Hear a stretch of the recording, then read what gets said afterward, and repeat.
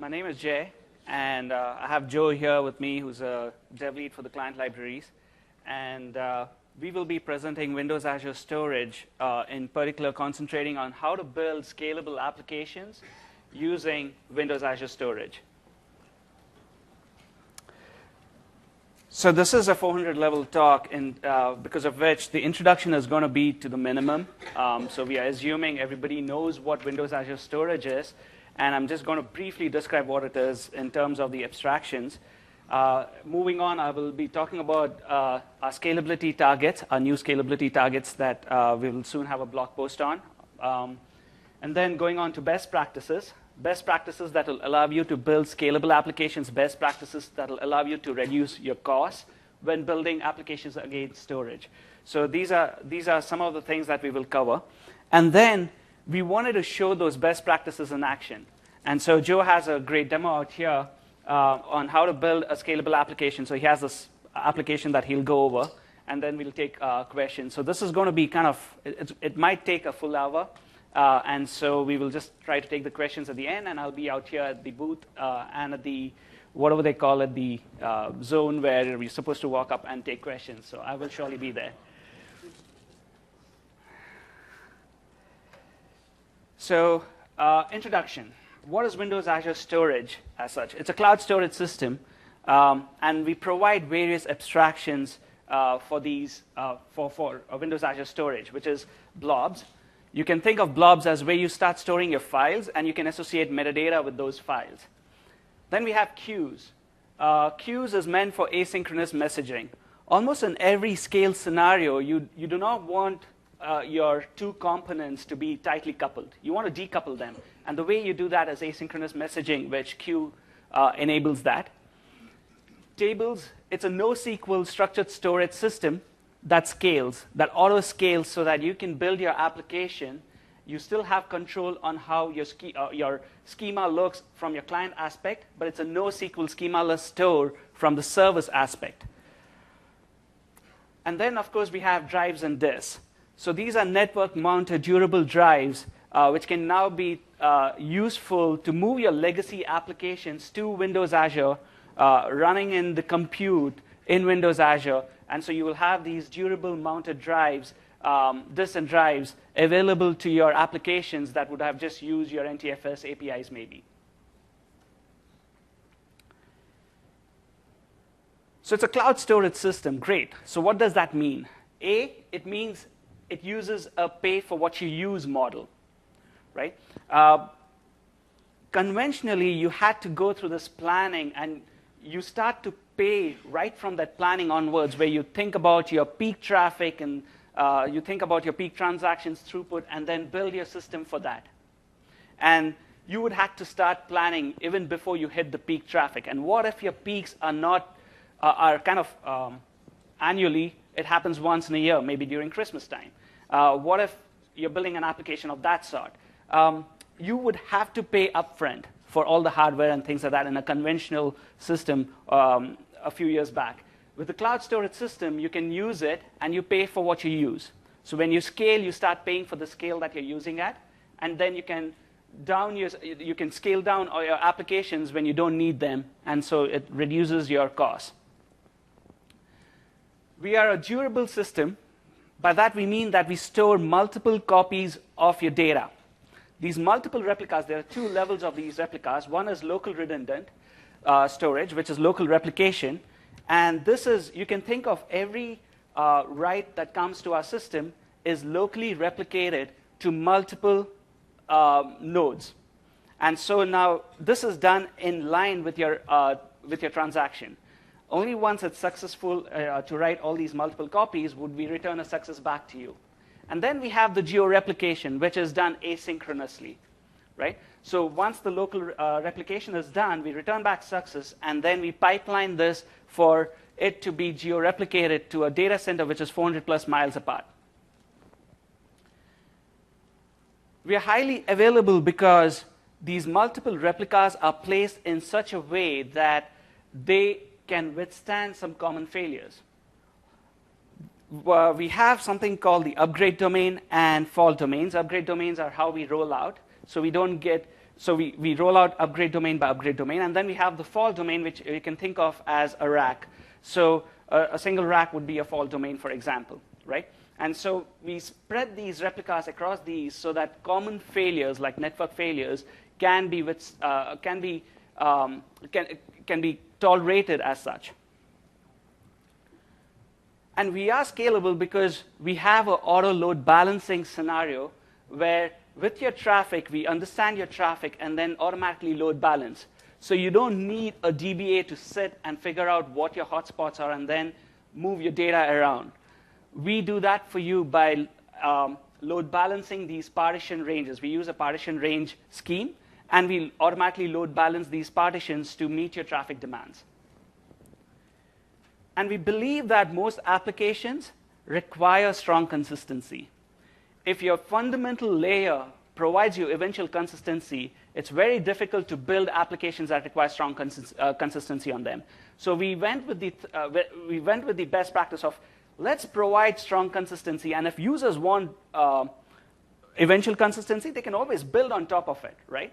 And so our fundamental layer is always strongly consistent. Once you write and we return a success to you, you will always get that data back on your read.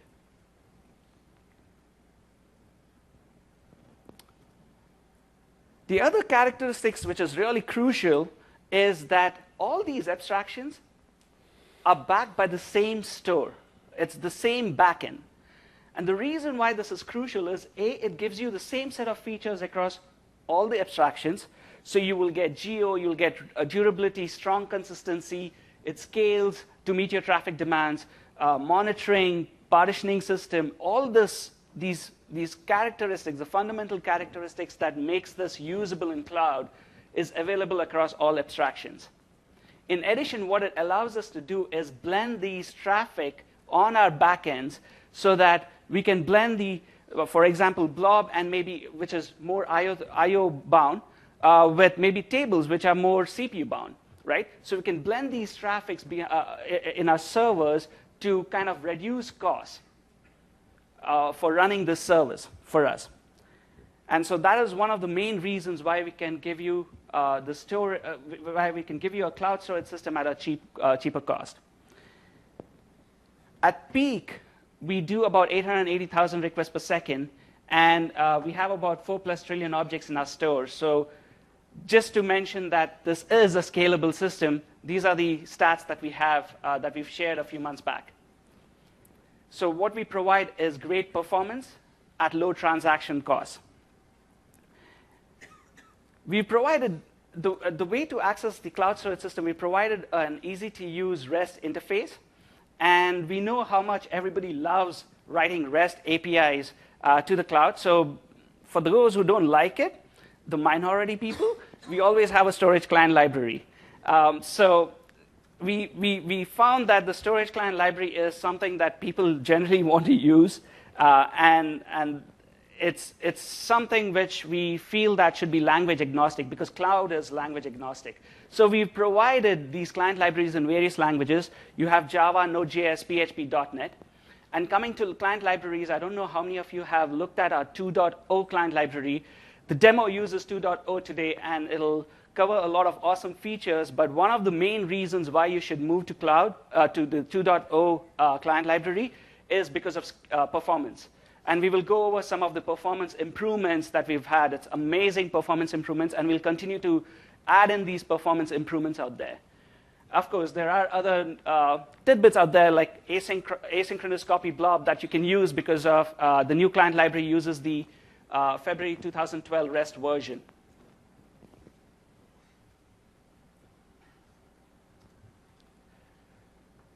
So how is Windows Azure Storage used internally at Microsoft? So we have various users. For example, we have Xbox that uses blobs, tables, and queues. They're all into Azure Storage, where they're using Azure Storage for their applications like Cloud Game Save, Halo multiplayer application, Xbox Music, which was released recently, and Connect Data Collection. So all these guys that they need to scale, and they are using Windows Azure Storage to meet that scale demands rather than using conventional systems. SkyDrive, for example, is using Windows Azure Blobs to store your pictures and documents. Everybody hopefully knows what a SkyDrive is.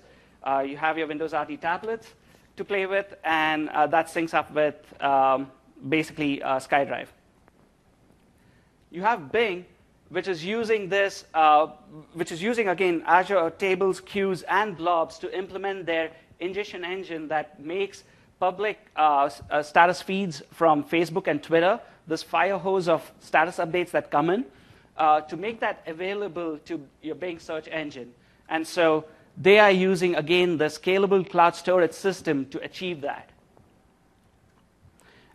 Just to get into the case study of how the Bing ingestion engine works, so you have your Facebook and Twitter status updates, and those status updates that come in need to be available to the Bing search engine within 15 seconds of its update. So this was their goal that we're going with, right? So this fire hose of status updates, and everybody knows how frequently you have public status updates on Facebook or Twitter. And so all this should be available within 15 seconds of update. What they do is start coalescing all these updates into Windows Azure blobs, and so they store all these into blobs. So they batch this literally, right, all these status updates. And then it goes through this ingestion engine where they use Windows Azure tables for indexing and Windows Azure queues for this workflow process, because they have this ingestion engine which does annotation, ranking, content classification, and all that ingestion engine that they have, these workflow steps that they have. They use queues to kind of pipeline them together. And once it goes through the ingestion engine, the final results are stored into blob, which is then made available to your Bing search engine. And so this is how they build the scalable applications, which can take both Facebook and Twitter, not just Facebook or Twitter, Facebook and Twitter.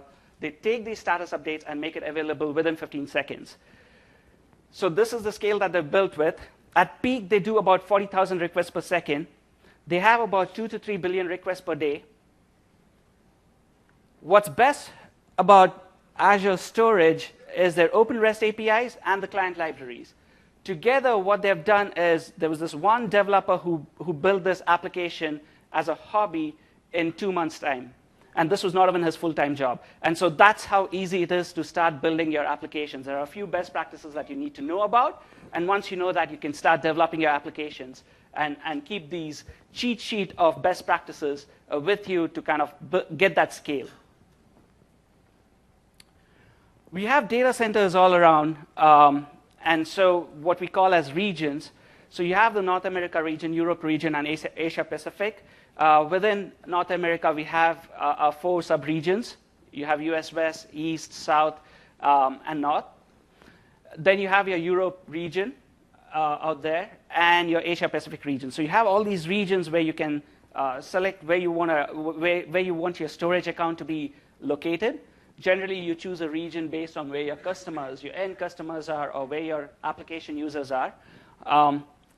In addition, we have CDN locations in multiple places that you can use to kind of serve these blobs that you have to basically people spread across the geography. And so you can use CDN to do that very efficiently, which works very well with Windows Azure blobs. It's just go to the portal and then enable it. You get a URL. You start using that URL. Getting into scalability targets. Hopefully, most of you have read our blogs on scalability targets. We're pleased to announce certain changes in those scalability targets. And we'll have a blog out here that kind of goes through it. But one of the reasons, we wanted to just cover what is the reason for increasing these scalability targets or improving these scalability targets as such. We've gone with flat network storage design. So we had this hierarchical network before. And now we've gone with this flat network storage design, which we call as Q10 network or Quantum 10 network, which gives us basically 10 gig of fully meshed network available to your applications. And the other change that we've done is move to a software load balancer. So all these changes in our network and in our hardware, from moving from a hardware load balancer to a software load balancer, has allowed us to kind of up the scalability targets. because this data center now provides in excess of 50 terabits per second for the data center as such. So this is one of the reasons why we can move the scalability targets up more. And there'll be a detailed blog post on this by Brad Calder very soon. This was needed because of high bandwidth scenarios, right? Everybody knows about our IIS release by now. And IIS basically uses Windows Azure Disk, which is from your compute, it needs to now write to page blobs, right? And IIS Disk, HPC, MapReduce applications like Hadoop, all these have kind of forced us to look at our network design, has forced us to look at our hardware, and we've upped it now to meet these demands, to meet this big data transport between compute and storage. So the new scalability targets, these will be public by end of 2012, will be applied only to storage accounts that have been created after June 7th. The reason is, again, because these accounts are on the Q10, are on the clusters or STAMs, which are Q10 network. And that is one of the reasons why this was one of the prerequisites for upping the scalability targets. The capacity has been increased to 200 terabytes. The transaction rate for an account has been increased to 20,000 entities messages per second, or blobs per second. The bandwidth, now there are two levels. If you've chosen geo-redundant, geo-replication basically for your storage account, then you get an ingress up to 5 GB and egress up to 10 GB. So this is what you will get if you've chosen geo-replication. If you've chosen local redundant, which you may do if the data can be reproduced on a geo disaster or something of that sort, if the data center goes down, if you can reproduce this data, like logging data or MapReduce data and things, Hadoop data kind of thing, where you can reproduce this data if the data center, if there's a data center failover, then you could choose local redundancy, or you may choose local redundancy because of reasons where you do not want your replication to go outside a boundary of a country or something of that sort, because in Europe it's between Amsterdam and Dublin, and in Asia it's Hong Kong and Singapore. So maybe there are reasons, compliance reasons, where you do not want the data to move outside of the country and things like that. So you could choose locally redundant storage. If you do so, then you get an ingress up to 10 GB and egress up to 15 GB. So these are the changes done at a storage account level. And then at a partition level, again, these targets will be public by end of 2012 and applied to accounts created after June 7th, 2012. A single queue, which is account name plus queue name, is your partition, right? A single queue can now do 2,000 messages per second. A single table partition, a partition for table is account name, table name, and the partition key value. And it can do up to 2K, again, entities per second. And a single blob, which is account name, container name, and the blob name, a combination, concatenation of all these three, you can get up to 60 megabits per second. So this is a scalability, new scalability target that we will be announcing soon. Moving over to best practices, we kept mentioning Windows Azure Storage has been built for scale. So how do you build applications that actually scale when using Windows Azure Storage? What are the best practices? I wanted to cover some of the common settings that you use first, and which we've actually looked at analytics with users and figured out, oh yeah, these common settings would help you a lot. One is turn off nagling and expect 100. That increases your throughput considerably, especially for smaller messages or entities. Nagling really would help you when you're trying to store your data. Increase your connection limit. By default, the connection limit is 2, and almost every time that people come to us saying, hey, I'm not getting the advertised throughput, it's been one of these reasons. And so increase your connection limit, and this needs to be done before you create your first service point in .NET, right? So you need to increase. The best thing to do is put this either in your config or put this as the first line in your application so that it's applied once it starts. And we've seen numerous, it's not even funny anymore. We've seen numerous accounts where the connection limit keeps biting us, where users don't get enough throughput. Turn off proxy detection, especially when you're running in the cloud. This adds a lot of overhead. Even if you're not communicating with Windows Azure Storage itself, do this because this adds a lot of overhead for your initial setup, service point setup. The next thing is, it's kind of generic, right? Design your application that avoids hotspots. It's easier said than done. So we will go through each one of the abstractions and see how you can do that. But this is one of the things that you need to look at. When you have your application, when you know your user request patterns, design your application so that it'll avoid these hotspots. So your partitions that you select, your partition key value for your tables, or your blob names, or queues, you will be designing so that you will not have any hotspots as such. So one of the things that would help is if you avoid append and prepend pattern. In any range-based partitioning system, any range-based, append and prepend patterns, which are basically your request pattern follows this lexical sorting of the keys, right? So your access pattern is just this lexical sort order. It's not good because in a range-based partitioning system, it'll always go to the last range because you're always appending. So it'll go to this last range of the partition, which is served by one server. So you're getting a throughput of one server, which is a waste. By the way, append and prepend patterns should be avoided for scale reasons. If you come back and say, hey, I need 10 requests every hour, yeah, fine. Append prepend pattern is not going to be your bottleneck out there, right? And so you'll need to judge whether it's a scale scenario or not, and then have this append prepend pattern. You'll have to avoid append prepend patterns for scale. One-time operations, and Joe is going to go over in his code too. One-time operations, do that once, not on every operation, right? Whenever a user request comes in, you don't have to create a container for him.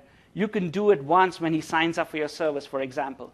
And so setting ACLs and things like that, which is one time, do that in an initialization phase rather than every request that you process. Because these are requests at the end of it, and these requests, even if it's a few milliseconds, would add up when you have millions of users hitting your application.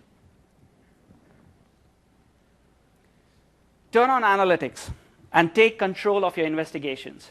You do not need anybody else to help you with your investigations because you have complete information at your fingertips.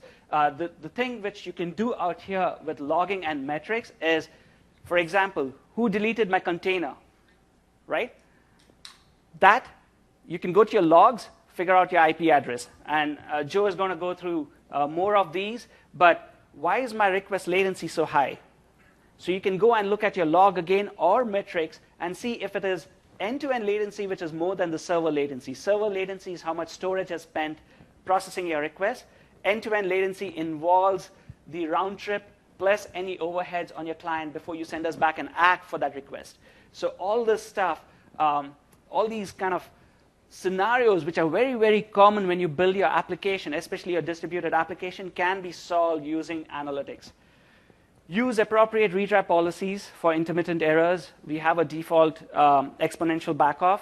You can change it. There are various ways. And the 2.0 client library has this awesome way of writing retry policies. No delegates to a delegate to a delegate and just headaches. It's just a class that you need to derive from, and that's your retry policy. So it's very simple, and Joe will go over it.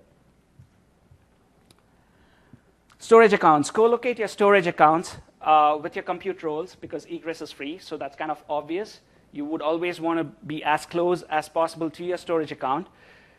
Use multiple storage accounts to either achieve targets that exceed a single storage account or because of client proximity. So if you are targeting, let's say, Asia and North America, you might want a storage account in each one of these with your clients located in the appropriate stamps or regions.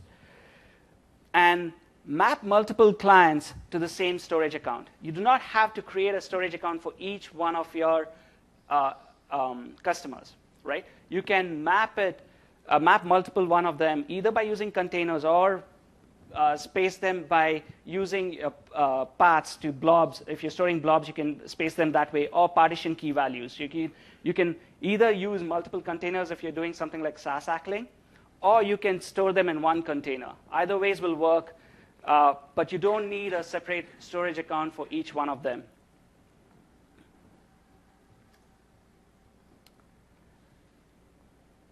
So with storage accounts, again, I said multiple storage accounts. So one of the things that you have to consider is, if my application really becomes famous tomorrow, how do I scale, right? And to that, you will have to start thinking about, how do I add more storage accounts? How do I distribute it? Maybe new users go to this new storage account, and I have a lookup based, or I have a consistent hashing method to figure out where this user is. Any one of those two methods work. With consistent hashing, you also need a way to migrate portion of your data to your new location. With lookup based, you don't have that headache, because you can retain that user there and have multiple containers or something of that sort and other stamps to start storing more data. So there are various scenarios out there or the various solutions out there that you can use to kind of scale. Use different account for Windows Azure Diagnostics. Diagnostics, unfortunately, today uses a pen-only pattern, and some people have more diagnostics than requests per second, and so it'll be nice to actually use a separate storage account. And I'm not saying that you don't need diagnostics. I'm just saying use a separate storage account so that you can diagnose your applications, at the same time not have your diagnostic pipeline impact your production account. Choose local redundant storage, and I've already covered this. If the data can be restored, usually Hadoop kind of applications, that's the scenario where you already have your data out there, so you can just turn off geo-replication for such accounts. For blobs, there are two common things that we keep getting asked. One, how can I upload a single blob? How can I upload it as fast as possible, which is basically latency, right? It's a latency-related problem. Use parallel upload. You have block blobs. You can upload all these blocks in parallel. That gives you more throughput, or rather, it reduces the latency because you're uploading these parallel blocks, and that's the fastest way you can upload it. Storage Client Library has methods to do that. The second question we ask is, I have this container full of blobs. How do I upload all these blobs the fastest, which is now throughput? Out here, you don't have to now use multiple parallel uploads for each blob. What you can do is you parallelize the uploads of individual blobs, and you can select these blobs to upload all the blobs together to start uploading them in parallel, or rather pipeline them. One of the future service updates that we will do is, for your blob writes, we will be resolving the append-prepend pattern problem for blob writes, so that you can think of copying a container. The normal way is list all your files and start uploading. This is lexically sorted. Your partition key is the blob name, and now it's an append pattern. If you're trying to get high scale, it's following append pattern, which does not allow you high scale. And we will be resolving that in a future service update very soon. How to migrate or backup blobs. Now you have asynchronous copy. Take your storage account, pipeline all your copies, and then just wait for the magic to happen. So you can start polling your these requests, and once it's completed, you migrated your account or copied your backed up your blobs. In partial read scenarios, where you want to read only portion of your data and it's small chunks, write smaller chunks. You can write 64 KB chunks, for example, and then start reading these smaller chunks rather than writing a block of 4 MB and then reading smaller chunks. It's more efficient to do to kind of write the size that you're going to be reading. Table design and scalability. It's a NoSQL store, and I don't think NoSQL store is as mature enough in terms of best practices and design, how to design. You have various books for a relational store, but for a NoSQL store, it's usually how do you design this, and it's application-based, right? What is your major scenarios? The questions that you need to answer are, what are my critical queries? And that'll give you your partition key and row key, and then keep thinking about how do I avoid hotspots. Batch processing. What if I need some transactional capabilities? Since we provide just a single index and a batch processing or batch transaction is on a single partition key value, that will drive, again, your design of your table. It's schema-less, so take advantage of this, the fact that it's schema-less. You can store multiple types for co-location, and Joe's demo also has a scenario where he's doing this.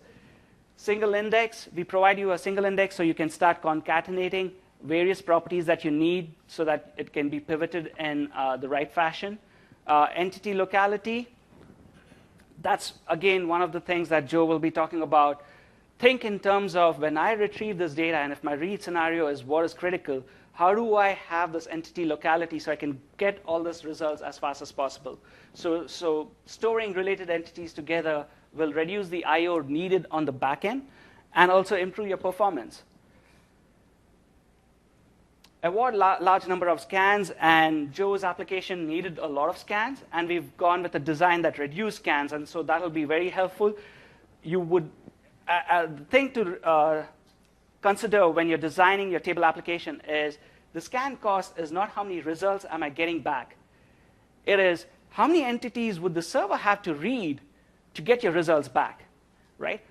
So the selectivity of your query matters a lot. So that's the cost of your of querying or scanning.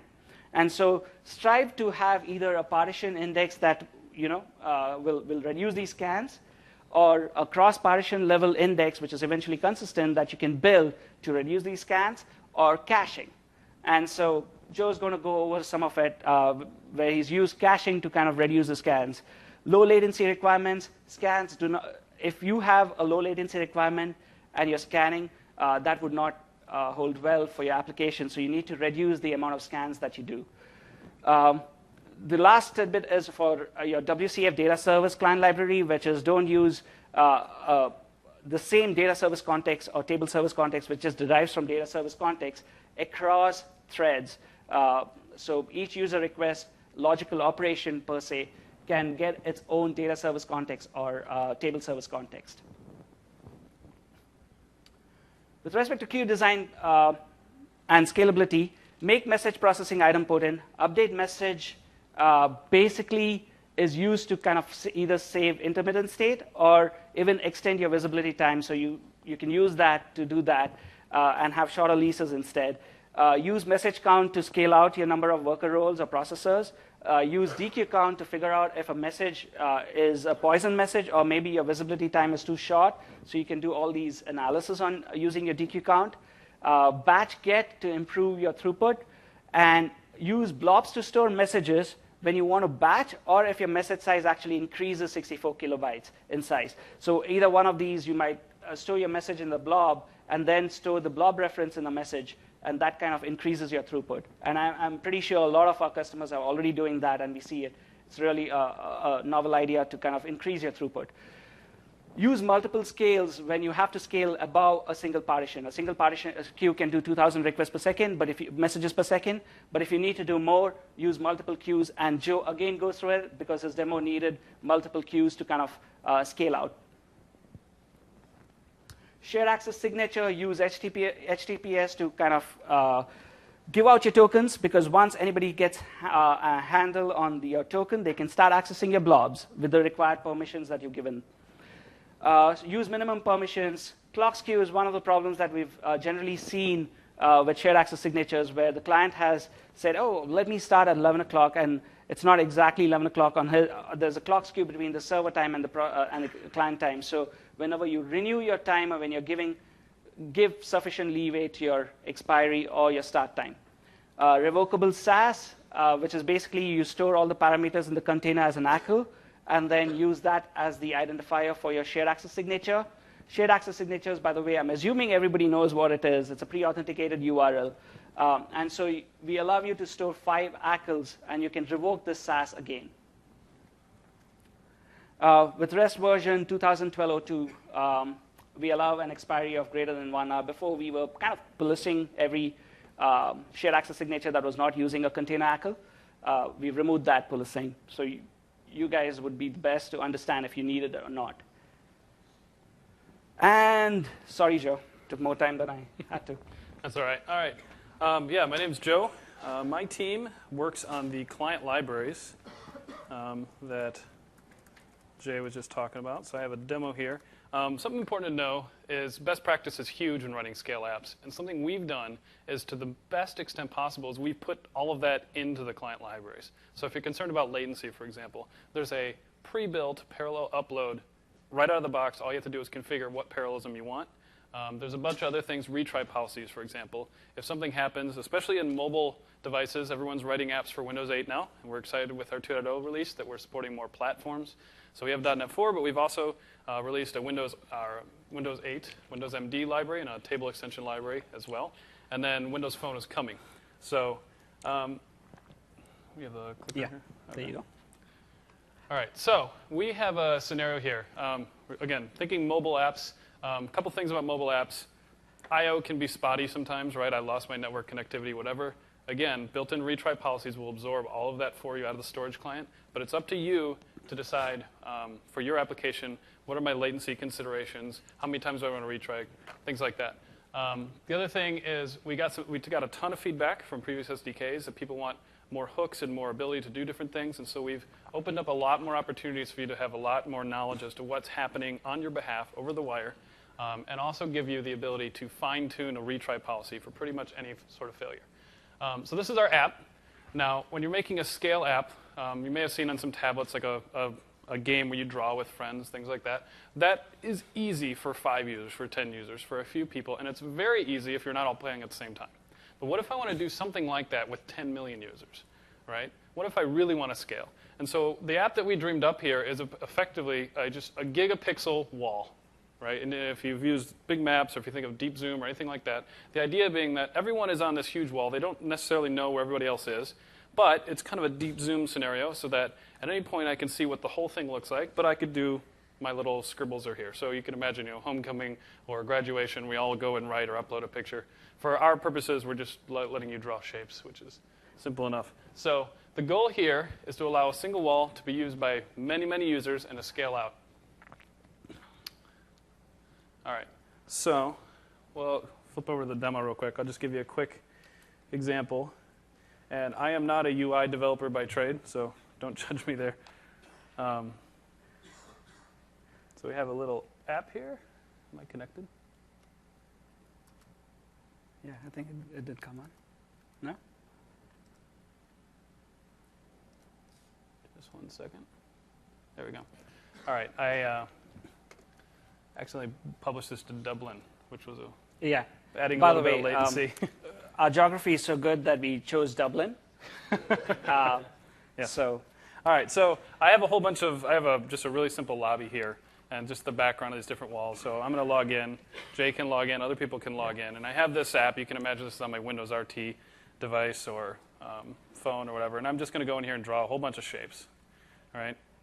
And then I want to be able to zoom out. Again, the UI zooming isn't just right. But you can see what we're doing here is coalescing all of this massive data. And this is an image on the size of gigapixels when you go all the way up. Right. It's several thousand different little tiles and all these things put together. So what I want to be able to do, though, is let's see if I go to the same tile here. You can maybe see that other people are going to see the same things. There's different best practices that we're showing here. And so we'll jump into some code so you can see different things there. So you saw some shapes magically show up. I didn't animate them or everything. But so we have a few of our colleagues sitting out back in a building out there where Azure Storage is being deployed, who are also playing with this game at the same time. Yep. So let's jump back to the slides, and I'll just show you a couple high-level points that we did for this application. So if you want to build something like this, you have a few choices. Traditionally, your first choice would say, OK, I have a whole bunch of clients. I need a whole bunch of servers. And they all need to share the same data. So that's great. They'll have some sort of distributed cache or do it in memory. That's fine. But now I have to scale my compute with how many users I have at the same time. And that can be peaky. I have to deploy. I have to manage that, not to mention cost. A lot of social games and whatnot are either free or ad-supported. So cost is a factor here. Actually, going back to this is what your option was before we had shared access signatures, right? Because you didn't want to give your secret key to the devices because they can go and party on your account or delete your data. So you didn't want that, and this was the this was one of the ways that people were developing applications. Now with shared access signatures, there are more options. Yeah, absolutely. It's very important. People sometimes think, oh, well, I'll just store it in some local storage. You never want to give out your storage key.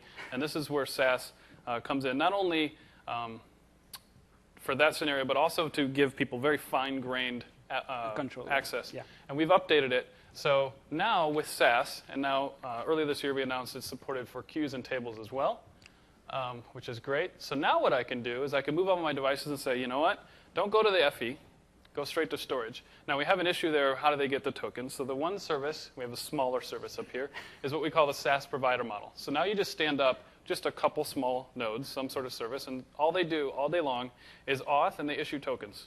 And so now when you sign up or you join the wall and you want a list, all you do is come to me and I give you a token. And for you specifically, I can give it for what you're doing. I can say just for this hour, you're allowed to access this one partition key or this one row, or you can access this queue or this blob, et cetera.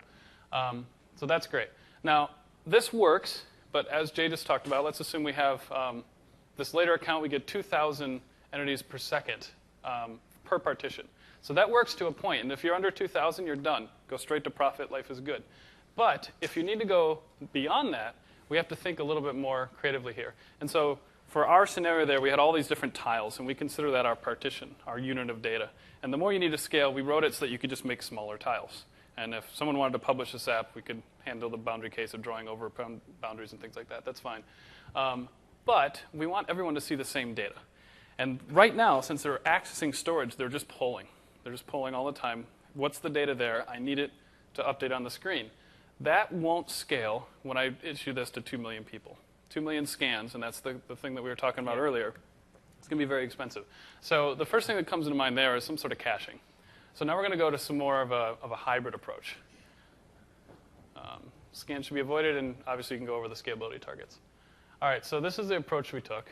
So now we're going to write directly to storage, because everyone's writing in different places. They're all over these different tiles. And we have some edge cases where everyone's on the same. We can handle those as well. And those writes are coalesced. We're using kind of a lazy entity pump on the client side to batch all this stuff together and stick it in a table. So it's not every second or every millisecond, I write one entity, I write it. I write one entity, I write it. You can do that. And again, there's this different needle between your latency requirements and whatnot. That's up to you to design for your application. So for our scenario, we're writing straight to storage using that SAS key via the SAS provider. And then the Graffiti service, so this guy has in-memory cache. Azure has a great distributed cache. You could use that. So now we can pull from them, and that's all in memory. So now what we've done is coalesce all these millions and millions of polling requests into just very few reads from storage. So this is already much better. My issue there is what happens when this thing has been going for a very long time, and there's 10 million records for one tile, right? If I send 10 million records to any application, at the very least, it's not going to be fast and fluid. So we want to find some way, kind of like Hadoop, to give kind of a roll-up view of what this data is. Now, for our example, we're drawing shapes. And a shape, basically, what the client needs is something on their screen. So what we're going to do is just checkpoint. So periodically, when we get above a certain threshold, we're going to take all those shapes, render them in the cloud, write it, for our case, a PNG, and stick it back somewhere. So now, even if I have 10 million records, I have some checkpoint and just some deltas after that. And after some time, if I get too many, I just checkpoint again, squish it all back down. And now I can keep those polling cycles and actually the bandwidth to the client much, much lower and faster. So that's great. So this is where we're going to use queues here. And something important that we didn't show here is there's a couple different tables, and we'll get to that. The queue is great for guaranteed message delivery. Once you know, I need this job processed, now with the two-phase delete, I can know, maybe it's a poison message, I can recover. But no matter what, if maybe my role dies or something happens, this message will be processed. So what we have here is we have some workers and a master. Technically, the great thing about being strongly consistent is that you can actually use storage abstractions as a lock. So now you can easily do master election just by trying to obtain a certain row and table or blob. Yeah, you can use a lease on a blob, for example, to elect your master as to who's going to do the checkpoint and things like that. And this is great. For expedience sake, we didn't do that in this case. But the major point there is fault resilience. If you have just one master role deployed and there's an upgrade or a fault, then the whole thing comes down. Yeah. If you have master election, now you have 20, 30, 40 workers, whatever it is. One guy goes down, the other guy pops up. So that's great. Devices are running directly to storage using SAS. There's no routing. Checkpoint workers coalesce these shapes. So we talked about that. All right, so here's our data model. We have a master wall table. So when you first join, we want to see all the different games that are being played, right? You can think of this as, on Xbox or anything else. You need to have some amount of games that we're going to list. So this is very, very simple. We just have, basic configuration. What's the background color? What's the size of it? Things like that, the name.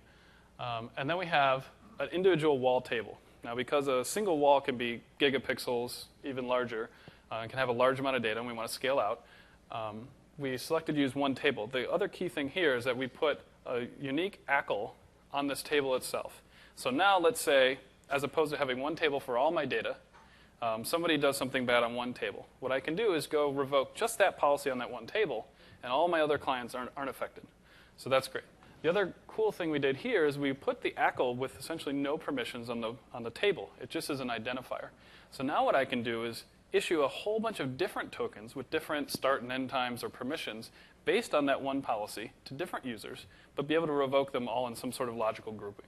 So that's great. Partition key right now is our, it's actually Z, X, Y, but coordinates of the data. And the row key is just different things about the shape. One of the things which I want to mention out there is append pattern. The master wall table, the service is creating walls, so it's not like every user is going to come and create a wall. Yep. The intention is to have more people on a single wall drawing on tiles and things like that in that wall, right? So that was our goal, if you remember, initially. And so out here, the partition key has sticks, which is now you keep appending to the master wall table. It's fine for the scenario because the service is creating one wall every day or one wall every hour. So it just scales. And again, we are, because of reads, right, you could have several million people, we are caching this result on our front-end server. Yeah. So when you go to, say, list my walls, it's already a pre-read thing that updates every 5 seconds or so. So you don't have that many scans, which is fine. And the last thing we have is a dirty table. We wanted the client to be able to tell the storage that this tile needs to be updated at some point, which is great. The problem is if I have 10 million people all touching the same data, I don't need to process it 10 million times. I just need to go get all the data once. So what we did is we just used an upsert, or an insert or merge, and basically, without specifying etag, there's a single entity, and everybody can just party on the same one. And at the end of the day, when the master comes through, he sees one thing that he needs to schedule, which is fine. For some scenarios, this is great. For others, depends on your scenario. So going back again, as I said, there were two options here, right? The device could have put a message in the queue saying, yes, I updated something. The problem with that is you'll have 10,000 messages from each of the 10,000 devices that may have updated the same tile. And you want the checkpoint to just be done once for it, not 10,000 times. So that's why we took the option of coalescing everything into one record per tile so that it goes and tells the dirty table, yes, this tile is dirty. And then the checkpoint would go and pull this and get it done. So there are two options. Sometimes it works. Sometimes the queue would work better if you actually have to process each one of them. Yeah, another common pattern, we're using multiple different queues, is you could actually, the SaaS provider model, you could actually assign a queue to a given worker, right? So you're still using many queues, and you can scale those up and down, but as people join, you point them to a different queue. That works as well. So a couple things here. With the 2.0 release, we have a few different ways to access tables. Specifically, there's something, if you've used 1.7, you're very familiar, specifically .NET, with WCF data services. This is your context, iQueryable, things like that. That's still there, and it's even better than ever. You get extra diagnostics and debugging information. But we've added a new thing that we're calling this table service layer, and there's a couple different ways to work with it. If you're working with Windows 8 specifically, we have a core WinMD library that will expose just this dynamic table entity approach because you're not having generic queries come back. But if you're not in JavaScript using C#, whatever, there's a table extension library that lights this up as well. So it's the same. In most cases, the code translates word for word from desktop to Windows 8, which is great. Anyway, so dynamic table entity, this is just a property bag. There's a key, here's a value, and it's been deserialized to a given type. So double, GUID, whatever it is. This is great when you don't know the schema, especially at compile time, right? If you don't know what data you have to insert, what you're going to get back. Option 3, we have POCOs. So very similar to data service context. You just have a table entity, and you derive anything, and you expose a property. As long as it's public, gettable, and settable, we'll serialize it for you. The cool thing here, a couple high points. You get to control the serialization if you want to. And this really helps with heterogeneous entities and a bunch of different things. different scenarios that can help you with perf. But also, the E tag is maintained on the entity itself. So you don't have this third party involved that's tracking your objects. It's not some long-lived thing that's have to worry about GC and whatnot. So it's very easy to update. For our example, we're going to use just a variety of these different approaches, 2 and 3. And we'll talk about the performance. I'm running out of time here, so I got to hurry up here. But we see dramatic improvements. So now here's our workflow. Device asks the service for walls. Once the user selects a wall, we join it. And the Graffiti service is going to issue those SAS tokens. Now, the device is going to start writing, but also upsert that dirty periodically so that we can schedule that we've written some data. When the user draws, device caches it in this lazy pump. I'll just send up as a batch request to wall table. That's great. So let's just look at some code. A couple things here. So here's our service. We're just using a really simple in-memory cache. But this is just join game, and you're going to send me, right now it could be a game identifier GUID. You're going to send me the PKRK for now and your user ID. I leave it to you to do OpenAuth or whatever sort of thing to do permissions if you care. But here's the important thing. So for these people right here, I want to give them access to this one wall table, and I want them to do it for the game start time and end time. Now I've chosen 5 minutes just on the edge cases for clock skew that Jay just talked about. And I only want them to add records, right? It would be really bad if one client could go in there and just wipe out all the data. That wouldn't be good. And then secondly, I have a different policy that's just one central dirty wall for everybody. And I want to give them very restricted permissions as well. So we have this add or update. Update's needed for the upsert. But here's the cool part. So right here on this signature, I want you to be able to add a shape to a table. But I don't want you to add just anything. And in fact, I've actually taken semantic dependencies in my code on the ordering of data. So now I know that I'll have a checkpoint record, but I'll also have shapes right under it. If you could insert a whole bunch of CRUD in the middle of that, that would hurt my performance. So I'm going to limit you to a given partition key, start and end range, and a given row key start and end range. So in this case, we have our coordinates 0 to 999 for all 3 dimensions, and a given shape. Right? So this means you can see that we end with the curly bracket there. So whatever entity it starts, the row key has to start with shape underscore. And then we have the same thing for SAS, and we're going to say, right now the table name is the row key of the given wall. So you can only insert it on that specific row key and on these different partition keys. So that's great. Now, I want to go to how we draw shapes. Now, a couple things. The new table service layer is very, very easy to work with. It isn't a full iQueryable. It's a request that's coming. One of the things that's really cool about it, though, is it looks very similar across different platforms, and it's very, very performant. So right here, you can see the async sort of Windows 8 app. In .NET 4.0 for desktop, you'll see the APM and sync, and we'll be exposing tasks in the future as well. So here's a way that I can just execute a batch. The cool thing we want to show you here is we have this new thing called op context, and this gives you a whole bunch of information about what was done for you and what happened when something executed. So now I can get service request IDs if I need to have support, or I can get information about when different messages are starting and ending. So this is great for parallel uploads, right, if I wanted to track progress or something. The other cool thing we have here is client trace ID. So this is something, again, in our scenario, our users are writing straight to storage. And in some cases, that gives me a little less control because I can't figure out who did what right away. But with analytics, and with this ability to specify custom trace IDs, now you have a pre-built end-to-end logging system out of the box where I can have my client set trace IDs for given operations, and then I can go through in my logs in the back end and figure out who did what, who deleted my container, who added what, and some other cool metric scenarios. We'll get to those too. So great. We'll run this real quick. Actually, we are still running, so we'll just draw some shapes, which is great. And the fiddler's going. All right, so you saw my lazy pump, entity pump just upload stuff. You can see, okay, here's my user ID. I uploaded 3 things. And that's now going to show up in my logging at the end of the day so that I can trace who did what to what resource.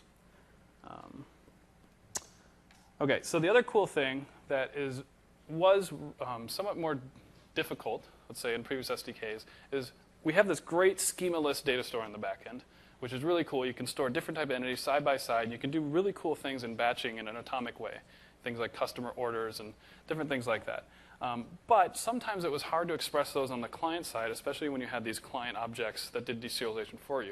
You ended up having to read and write XML and do different things like that. So we wanted to make that truly just a first-class citizen. So I'm going to show you just some of the extensibility.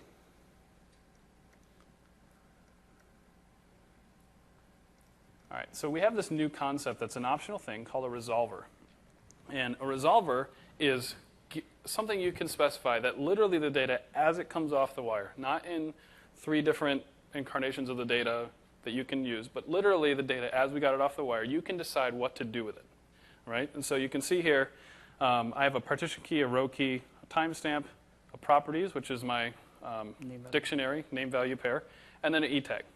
And these are all defined in a given interface. But the cool thing about this, it lets me make a decision of how to let the storage client deserialize this data for me, right? So in this case, I'm going to check and say, okay, I'm deserializing all sorts of different entity types. And I can show you some of those right here.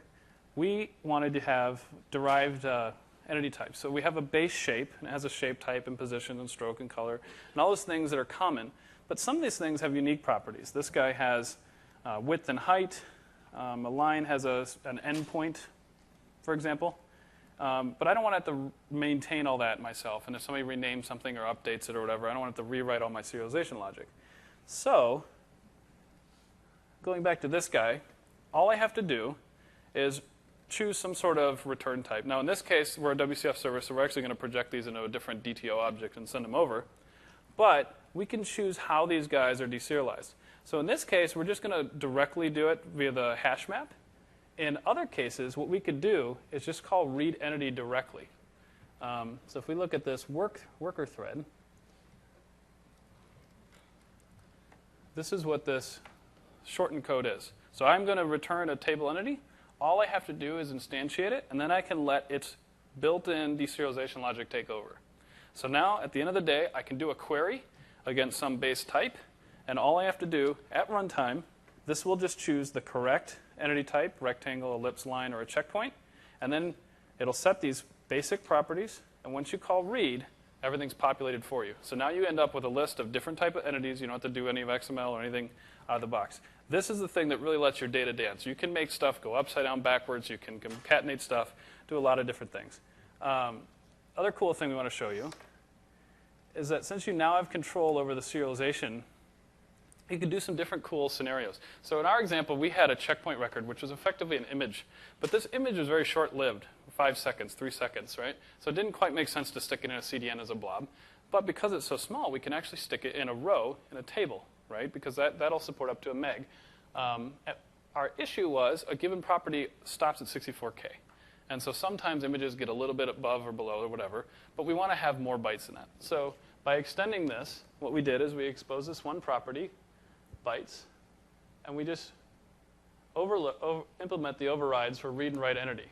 So now basically what this lets me do, read entity, you get that same property similar to resolver, and I can go through here. And basically what this is going to do is take a whole bunch of different properties and reassemble them when I read. And when I write, it's going to split my data up into bytes underscore 00, bytes underscore 11. And now I effectively have an entity that can go up to a meg, and I don't have to worry about any of that gunk underneath. You can do a lot of really cool things with this interface. Again, it's optional. It depends on the shape of your data. You want to skip this thing? Yeah. Yeah. All right. So yeah, we're running out of time, so we'll try to put a bunch of this at the end. Something we did a lot is focus on fundamentals in addition to expanding platform support. So this is a chart we're really excited about. This is one of the stress scenarios we had.